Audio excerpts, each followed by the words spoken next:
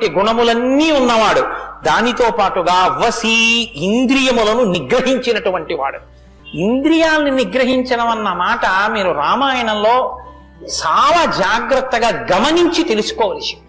ఇంద్రియాలను నిగ్రహించడం అంటే ఏమిటో తెలుసా అండి?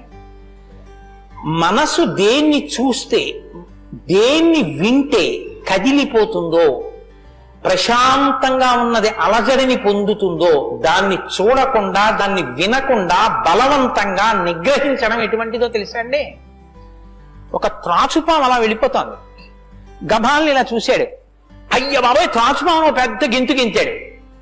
అది అకస్మాత్తుగా ఏమైందంటే ఆ గెంతడంలో త్రాచుపాము యొక్క పడగ మీద 2 కాళ్ళు వేసి తొక్కాడు.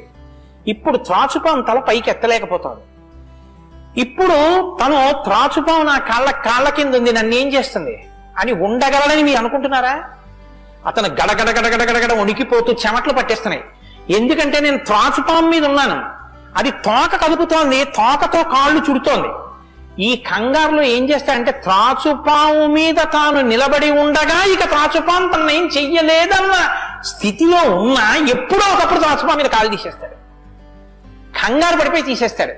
ఎప్పుడో అప్పుడు కాళ్ళు తీయడం కోసమే పాము చూస్తుంటుంది, కాటు వేసేసి పుట్టలో వెళ్ళిపోతుంది, లేకపోతే ఎక్కడికో అక్కడికి వెళ్ళిపోతుంది.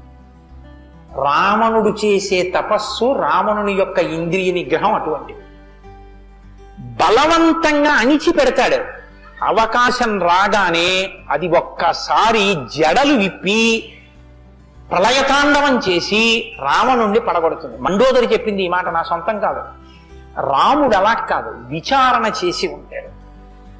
అర్థమనర్థం భావయ నిత్యం అంటారు శంకరాచార్యులు వారు. నారీస్తన భరణాభీదేశం దృష్ట్యా మాగా మోహావేశం ఏతత్ మాంసవసాది వికారం మనసి విచింత్య వారం వారం అంటారు.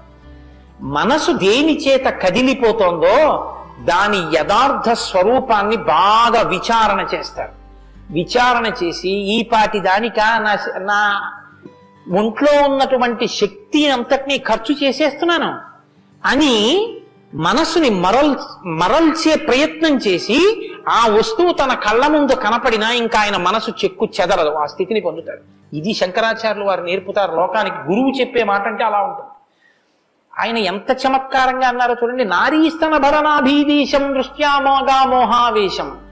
ఎందుకంత వెర్రెక్కిపోతున్నావు? యవ్వనం ఒంట్లో ఉండి ఓపికన్న కాలంలో నీ శరీరం కన్నా స్త్రీ శరీరంలో 2 వికారాలు ఉన్నాయి. శరీరపు ఊర్ధ్వభాగంలో 2 చోట్ల మాంసపు ముద్దలు పైకి పొటమరించాయి. శరీర అధోభాగంలో మాంసము కొంత లోపలికి వెళ్ళి ఉంది. ఈ 2 వికారాల కోసం నీ శరీరంలో ఉన్న సమస్త శక్తిని నశింప చేసుకున్నావు. ఇదా నీకు నరజన్మ ప్రయోజనం? మనసి విచింతియ వారం వారం, దీన్ని బాగా ఆలోచించు అన్నారు.